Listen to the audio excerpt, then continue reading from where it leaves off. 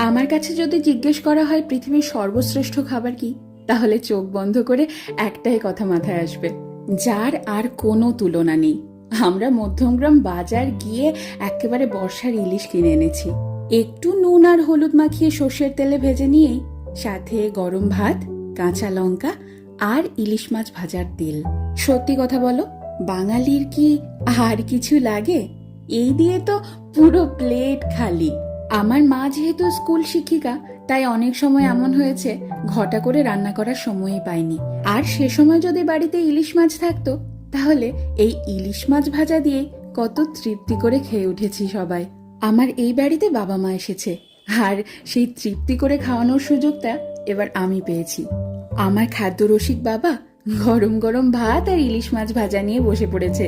দেখো কত মজা করে খাচ্ছে, দেখেও যেন তৃপ্তি আসছে আমার।